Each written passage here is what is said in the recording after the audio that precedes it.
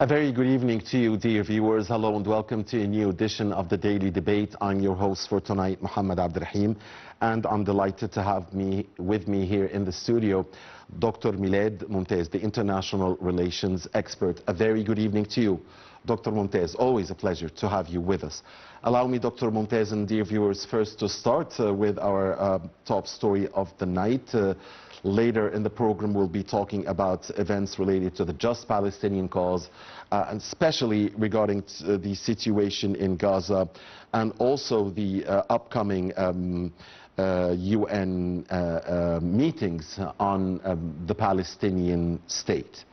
But first, starting here at home, the National Election Authority announced the final results of the Senate elections runoff on Thursday.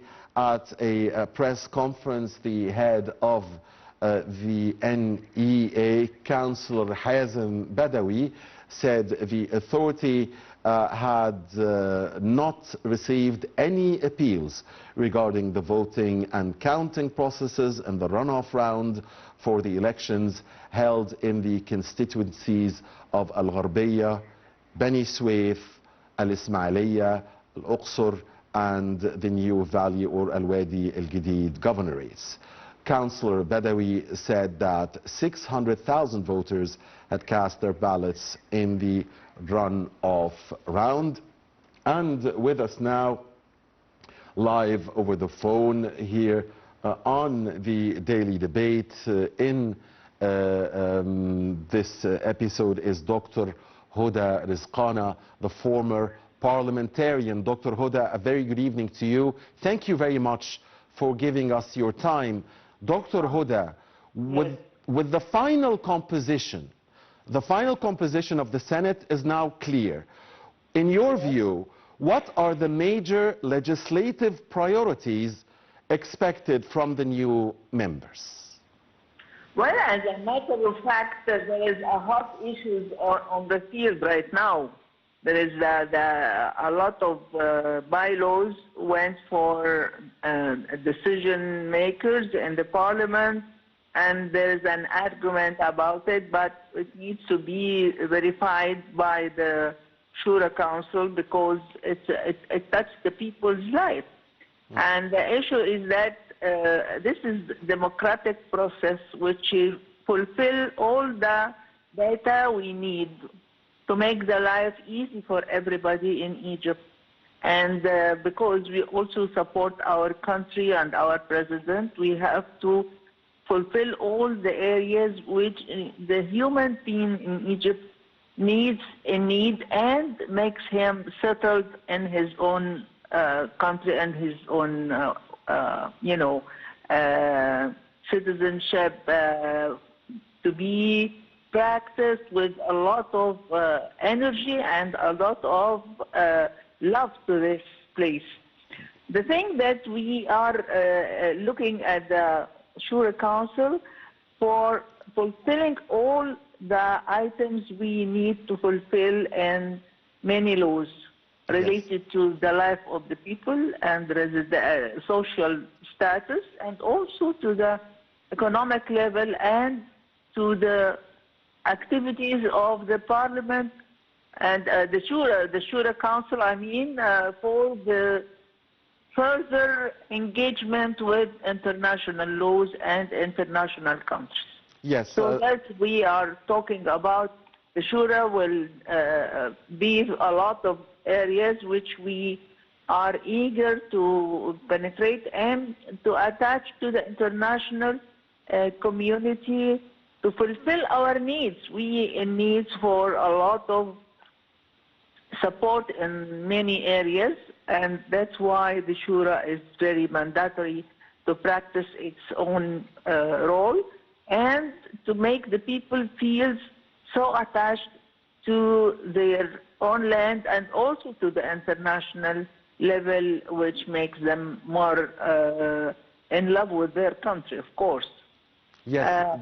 That's what I need to say about the Shura, because the Shura has a special entity with high intellectual minds and high degrees of education. So they come to fulfill a lot of areas.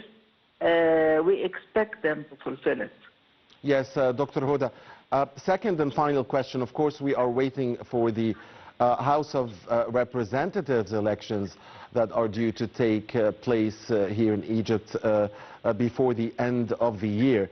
In what ways, in your view, and with your great experience, Dr. Hoda, could the outcome of the House of Representatives elections along with the Senate elections impact Egypt's broader political roadmap in the upcoming period? Well, as a matter of fact, they constitute a very, very strong hammer through the international community. We, the parliamentarian people, they have a lot of issues to raise and also to fulfill their questions and to ask the government for more support to the human and our citizens and the fields and the universities and the factories. All these areas need support from the parliament with bylaws, and also the shura should be there to fulfill the role which is initiated to fulfill the political and status. We are looking for raising Egypt among the international community, especially in this critical time of the year. We have a lot of issues, political and also economic. We cannot drop it. We can go ahead and tackle the issue and put it on the table and makes everybody feel comfortable in his own country and his own areas, in fields of research, in fields of farming, economic, AI, the up-to-date, revolution and way we are managing our life right now should be ready, and we should be also bathing our new generation through these areas. The AI and all these intellectual activities should be there on the table and to be by law protecting the society, and also pushing to education to bathe these areas to the new generation also. That's why Egypt should be ready for the upcoming revolution in every aspect. We have thinking revolution, we have intellectual, we have also industrial, and pharmacological also. Medicine is very, very sensitive tool and weapon for the coming years. So that's why we need to lay attention and put lights everywhere to mandate the people who are working in these areas and support them by laws and by also protection through the international areas we are bathing right now our way. Egypt has a very special role, and it should fulfill it and make it perfect for the new generation and our future economically improved. That's why we are encouraged to put more steps and more pressure on the international economy and in the international also picture of Egypt. We don't even prefer to have a low voice, but we need a clear voice among the whole world. Indeed. Thank you very much, Dr. Hoda Rezkana, the former parliamentarian. Thank you for your time, and thank you for your insight. And dear viewers, you are watching the Daily Debate here with international relations expert Dr. Mirad Mumtaz. And we'll be talking about events related to the just Palestinian cause, to the situation in Gaza in specific, But first, let's watch this report, Dr. Milad, dear viewers, about the Palestinian authorities urging of the United States administration to reverse its decision to revoke Palestinian Authority President Mahmoud Abbas's visa ahead of the United Nations annual meeting. Let's watch this report, and when we come back, we will start our discussion right away with our dear distinguished guests here in the studio. Please stay with us.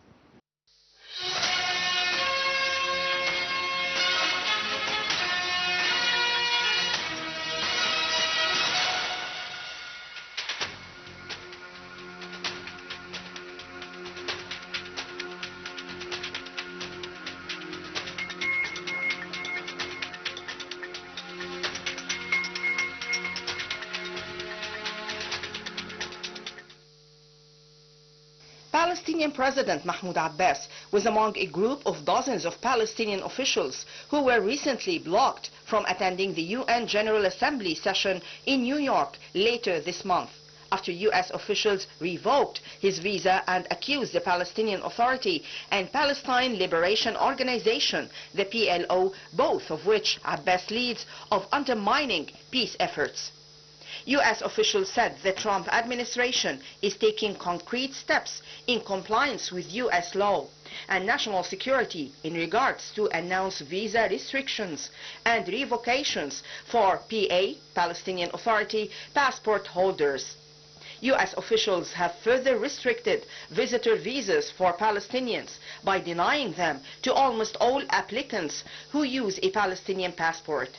The development comes days after 80 Palestinian officials were denied visas ahead of the United Nations General Assembly in New York. Earlier in August, visitor visas were posed for people hoping to travel from the Palestinian territory of Gaza. This newly reported decree would affect a wider group, including people living in the Israeli-occupied West Bank.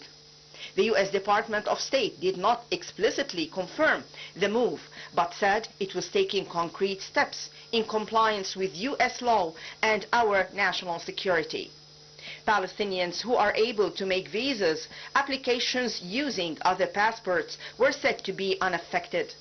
The news also follows last month's announcements by a number of other US allies, including the UK, Canada and France, that they would recognize a Palestinian state on certain conditions. The Trump administration has also cracked down on pro-Palestinian protests on university campuses. The move represents a further toughening of the president's stance on visas following two earlier measures.